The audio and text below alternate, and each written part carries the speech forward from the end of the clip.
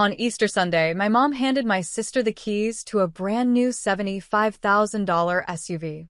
The crowd clapped. Cameras flashed. Champagne bottles popped. Then she turned to me, grinning, and held out an envelope. It was thin, light, labeled, "The Outsider." Inside was a single sheet of printer paper, blank, except for one line. "You'll understand someday." I didn't cry. I didn't flinch. I just looked up at her as she tilted her head and said, "So, how does it feel to always be the backup?" I took a breath, and I smiled. "Let's see how you manage without the $7,000 I send every month." Her face changed. Sister's laugh caught in her throat. Dad blinked, confused. I dropped the envelope, turned, and walked out of the celebration. No drama. No scene.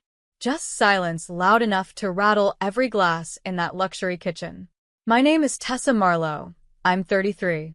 And if you think you know how this ends, stay tuned.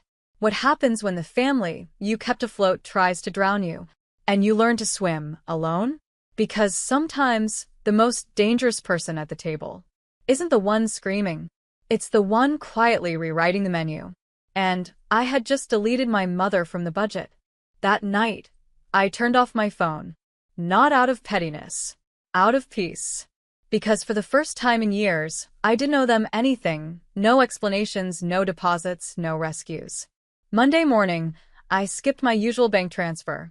The $7,000 that usually paid off Mom's mortgage, sister's credit cards, and Dad's silent medical bills stayed in my account. And I sat in a quiet coffee shop, tasting the luxury of saying no. By Tuesday, the messages started. Missed calls. Group chat pings. Even Ezra, my sister's golden retriever of a fiancé, texted, "Hey, your mom's been asking for you." She said it serious. I didn't reply. By Wednesday, things escalated. An urgent email from my sister titled, "Emergency. Call now." Inside, just one sentence. "You can't seriously be doing this." "No, please." "No, we're sorry." Just panic disguised as pride. I deleted it. Then Thursday came. At 12:47 a.m., a knock rattled my apartment door. I froze. Another knock. Louder. Then a voice. "Tessa, it's me." Mom. Her voice was thin, shaky, the kind you fake when you need something. We need to talk about the house." I didn't move. Not yet. Because the woman who once gifted my sister a luxury SUV while handing me an insult was now standing on my welcome mat. But this wasn't a confrontation. Not yet. This was the sound of entitlement collapsing under its own weight. And I was going to watch it fall, one brick at a time. I didn't open the door that night. I just watched her through the peephole, pacing, rubbing her hands, muttering to herself like a woman rehearsing a sales pitch. Eventually, she left. But the next morning I got a voicemail. "Tessa, it's your father. Can you please call me back? There's something going on with the bank. It's urgent." I almost laughed. Dad hadn't called me directly in 2 years. Not when I bought my apartment, not when I landed that consulting contract, not even when I was in the hospital with pneumonia. Now, suddenly, my silence had value. I checked the shared account I used to auto-transfer funds. It was overdraft. Mom had clearly kept spending like nothing changed. There were charges for spa days, for Ezra's tuxedo rental, for a wedding planning retreat in Aspen. They'd used the money I earned working 80-hour weeks like Monopoly cash. Then I found something else. A digital copy of the trust fund statement for my late grandfather's inheritance, a $150,000 amount that was supposed to be split between me and my sister. It had been drained. Every cent rerouted to cover household expenses. Signed off by my mother, using power of attorney. The betrayal wasn't just emotional anymore. It was legal. It was financial. It was criminal. And yet, all they wanted was for me to keep paying like nothing happened. This wasn't about a car or a party or a stupid envelope anymore. This was about a family that saw me as a wallet with legs. And now that the wallet walked away, they were scrambling to find the zipper. But I wasn't done. Not even close. I booked a meeting with a financial advisor the next day, One of those no-nonsense women who wear sharp glasses and sharper heels. I laid out every document, the overdraft statements, the inheritance records, even screenshots of the trust withdrawals. She didn't blink. You've been financially exploited. Reclaim what's yours, legally and clean. She helped me freeze the remaining joint accounts, revoked my mother's power of attorney, and filed a formal fraud alert with the credit bureaus. I wasn't playing victim. I was preparing a case. Later that week, I mailed 3 letters. One to my parents, one to my sister, and one to their mortgage lender. Each letter included a notarized statement that I was no longer financially liable for any of their debts. By Friday morning, chaos had bloomed. My sister called 5 times, then sent a text. "You're seriously ruining everything over some stupid car?" Mom emailed, "This isn't how family works." But the final blow came from Ezra. He left me a voicemail, his voice tight with anger and disbelief. "Do you have any idea what you've done? Your mom's house might be repossessed." And that's when I realized something. They never feared losing me. They only feared losing access to me, to my money, to my silence, to my obedience. But I was done funding my own erasure. They wanted me invisible and useful. Now I was visible and unavailable. And the woman they called the backup?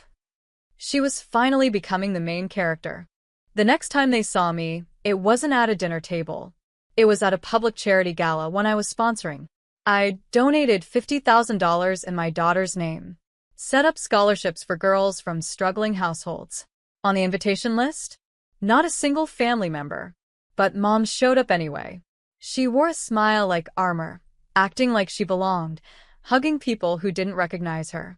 Then she saw me on stage, holding the mic as I dedicated the fund to the women who were overlooked, underestimated, and quietly erased. "This is your reminder. You're not invisible. You're indispensable." Applause thundered. My mother's smile cracked. Afterward, she cornered me in the hall, her voice low, urgent. "You're embarrassing us. Ezra's wedding is next month.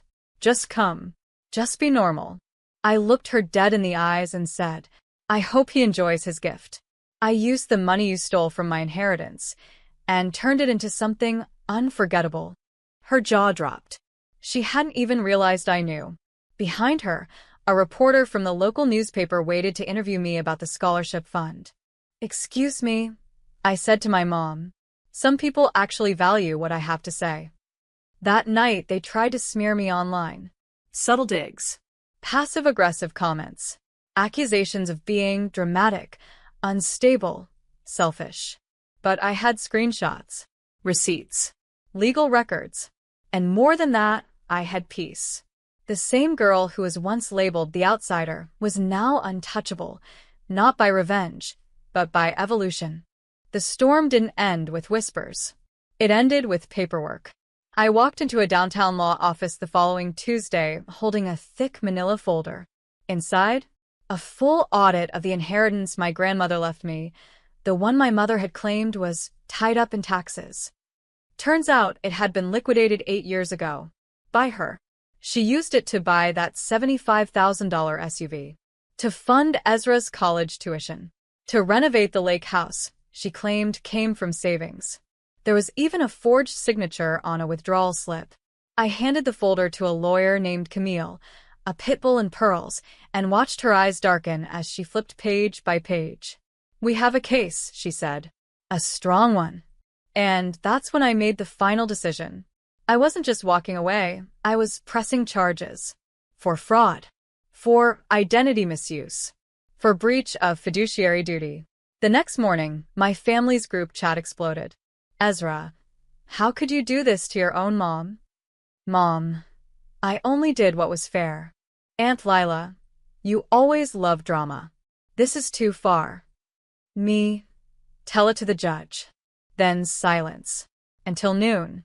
A text from Mom. "Let's talk. Privately. Please." But I didn't reply.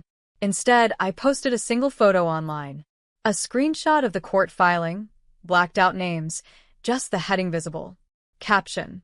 "Some things aren't family matters. They're felony matters." By sundown, Ezra had deleted his LinkedIn. Mom locked down her Facebook. And I got a DM from a girl I hadn't spoken to since high school.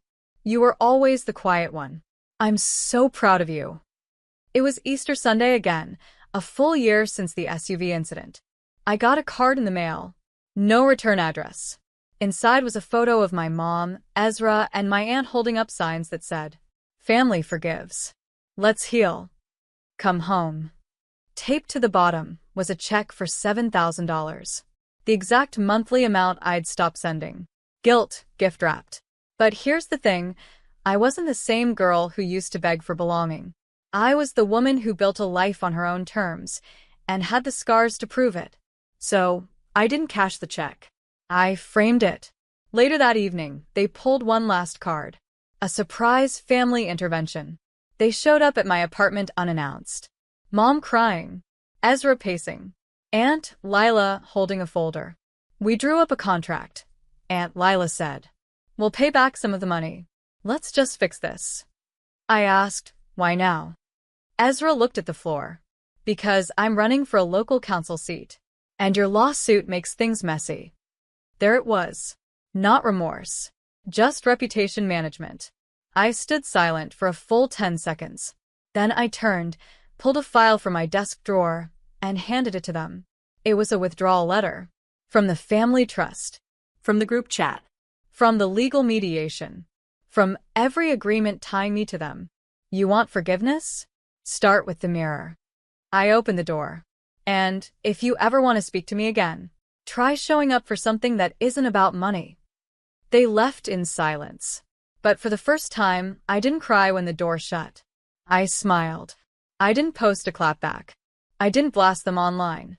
I didn't even cancel the check, though I could've. Instead, I built something better.